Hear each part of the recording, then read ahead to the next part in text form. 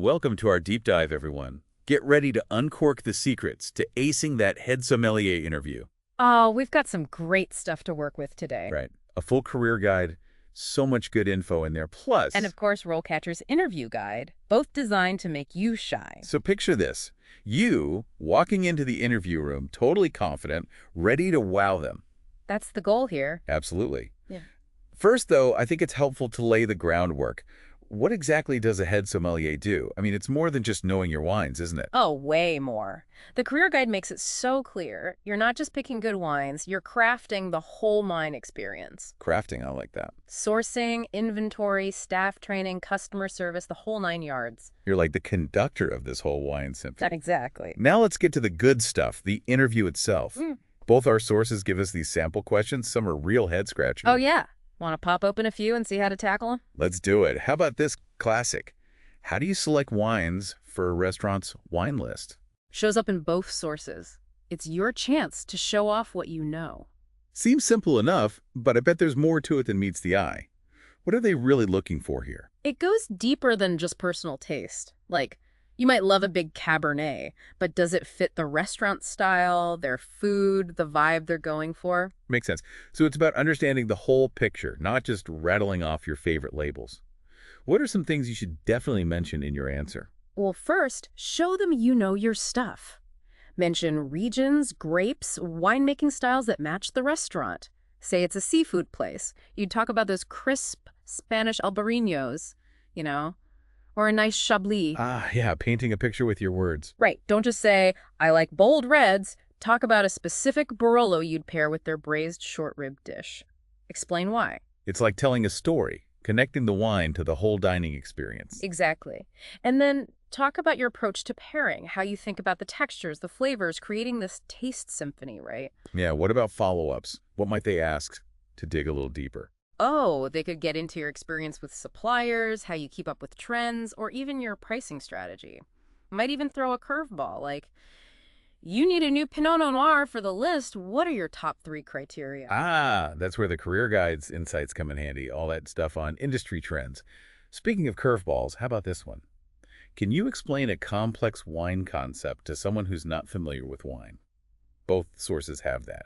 It's testing your communication skills. Totally. It's about making something complex sound simple and interesting. Not a lecture, more like sharing your passion, you know? So how do you balance showing off your expertise without overwhelming someone who might not know their Merlot from their Malbec? Pick a concept you're really into, like terroir, how the environment affects the wine. Explain it like how the origin of coffee beans changes their flavor. Use those analogies, paint those pictures. Yeah, open up a whole new world for them. What follow-up questions do you think we could get on that one? Maybe they'll ask you to explain another concept.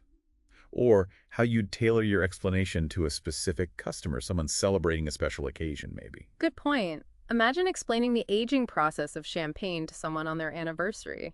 That's a fun one. All right, this next one's all about handling the tough stuff. Can you tell us about a time you had to make a difficult wine recommendation to a customer? Both sources mention that, yeah. It's all about showing off your customer service chops, your diplomacy. It's about more than just suggesting a bottle.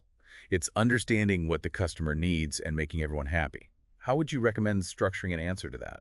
Start by setting the scene. What was the challenge? Maybe a guest wants a super expensive wine, way out of their budget. Then walk them through your thinking. How did you really listen to the customer, ask the right questions, and consider their preferences, the occasion, the food they were having? You're giving them a peek behind the curtain, showing how you think on your feet. Exactly. Highlight those problem-solving skills, staying positive and professional, even when things are tricky. What could they ask as a follow-up to that one? Maybe about a time you had to deal with a complaint or how you handled disagreements with colleagues. Anything about managing those tricky interpersonal dynamics. Those are great examples. Before we move on, I want to bring up how RoleCatcher can really help with your prep. Their AI tools are fantastic for fine-tuning your answers for specific jobs, like having a coach who looks at the job description and tells you exactly what to say. Sounds pretty amazing, like having a secret weapon in your pocket. It is, and it's not about generic answers. It's about crafting responses that fit that specific restaurant or establishment. It's like having a custom-tailored suit just for your interview. All right, let's crack open a few more questions. We've talked wine selection, customer service, communication. What about the operations side of things? Inventory management, both sources emphasize that. Yeah, let's uncork that one. So how do you tackle the question? How do you manage inventory and pricing for a restaurant's wine list? This is where passion meets business, you know? It's got to be a tough balancing act. Offering an exciting selection, but also watching those costs. Where do you even start? Well, first, show them you're organized. Talk about your inventory systems, whether it's spreadsheets, software, whatever you use. Right, making sure you're always stocked up. Yeah, No one wants to hear their favorite wine is 86 time. exactly.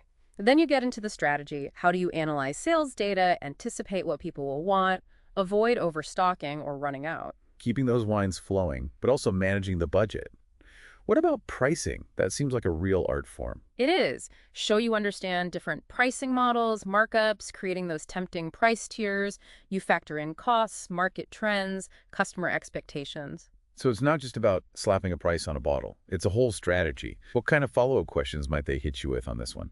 Oh, they could ask about negotiating with suppliers, your storage methods, or even how you promote specials, wine pairings to boost sales. Get into the nitty-gritty. It's like you're running your own mini business within the restaurant. They want to see that you can handle it. Okay, let's switch gears a bit. Staff training. Both sources really emphasize that. Developing your team, giving them that wine knowledge. How do you approach the question? How do you train and educate staff on wine service and knowledge? This goes beyond just sharing facts. You want to inspire them. Turn your staff into wine ambassadors. Creating a whole wine culture in the restaurant. How do you get that across in your answer? We'll talk about your training program, how you make it fun and engaging. Maybe do tastings, role-playing, even use those RoleCatcher skill guides. Oh yeah, those are great. So much detailed info. Right. And talk about motivating your team, making it a positive learning environment, encourage questions, all that. So it's not just a lecture, it's an ongoing conversation. What might they ask to follow up on that? They might ask about mentoring junior sommeliers or how you handle it when someone's struggling with a concept, showing you can adjust your teaching style. Like being a coach for your wine team. Okay, this next one's about handling those tricky situations. How do you handle customer complaints? Every sommelier's been there. It's a test of your cool. It really is. You need to show empathy, resolve the issue gracefully, make the customer feel heard. Turn that negative into a positive. What's the key to answering this one well? Start with active listening. Acknowledge their feelings, make it clear you want to help, then talk through how you'd find a solution. So not just brushing it off, but really engaging with the customer. Right. Offer alternatives, maybe a different bottle, something to make them happy, and always mention following up afterwards. That shows you really care about their experience. Okay, this one focuses on teamwork. It comes up a lot.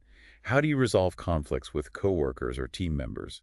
It's about creating that positive work environment. Absolutely. It's showing your leadership skills, how you build a team where everyone feels respected. Even when there are disagreements. Yeah. How would you suggest answering this? Start with open communication. You want to understand everyone's perspective. What's causing the friction? Creating that safe space for dialogue. Exactly. Then talk about how you'd find a resolution. Maybe it involves mediating, compromise, finding a creative solution that works for everyone. Turning a conflict into a learning experience. What kind of follow-up questions might come from that? Oh, they might ask for a specific example of a conflict you resolved well, or how you handle it when people have clashing personalities, working styles. Showing you can navigate those complex team dynamics. Now, this next question lets you really show off your passion. How do you stay up to date on wine trends and industry developments?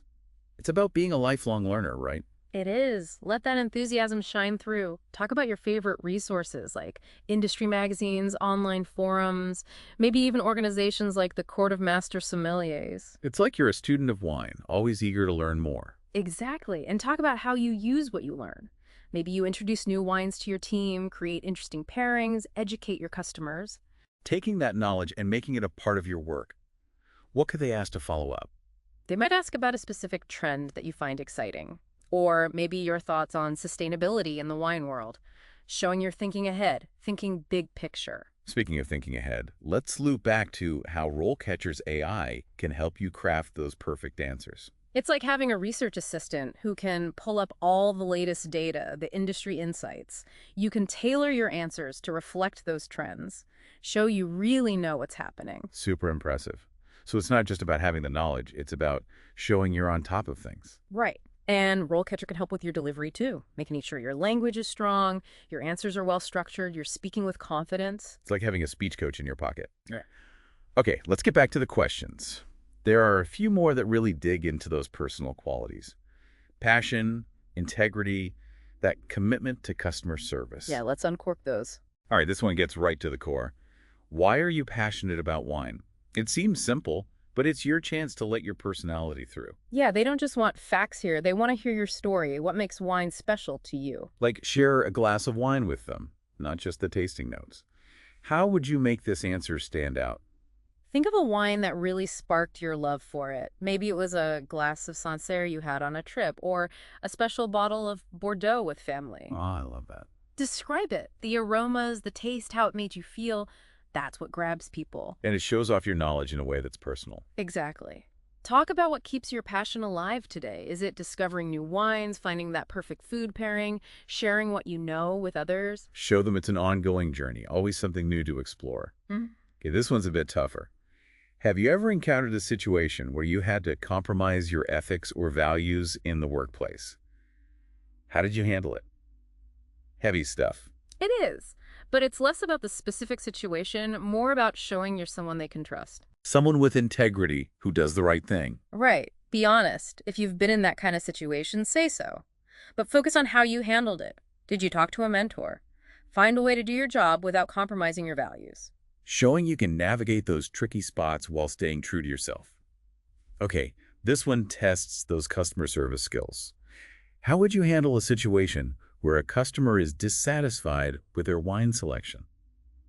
It's about more than just offering a refund. Oh, yeah. It's about empathy. You need to understand why they're unhappy and make things right. Turning that frown upside down. How do you suggest tackling this one?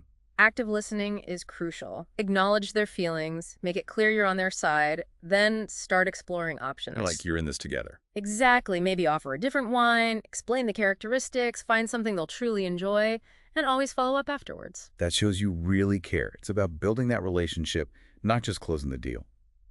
Well, as we wrap up our deep dive, I want to remind everyone about RoleCatcher's AI. It can really make a difference. It's not about generic answers. It's about tailoring your responses to that specific job, highlighting the skills they're looking for. Like having a personal stylist for your interview. And it can help with your delivery, too. Make sure you're speaking clearly, confidently. Everything counts. It's like having a speech coach in your pocket. So to everyone out there prepping for that Head Sommelier interview, relax, be yourself, let your passion shine through. And don't forget, RoleCatcher has those free resources. Their interview guides, AI, feedback. It can all help you land that dream job. Absolutely. Cheers to everyone's success out there. May your journey be filled with amazing wines and fulfilling careers. Cheers to that. And to all our listeners, thanks for joining us on this deep dive. We hope you found it helpful. Until next time, keep exploring, keep learning, and keep raising a glass to the fantastic world of wine.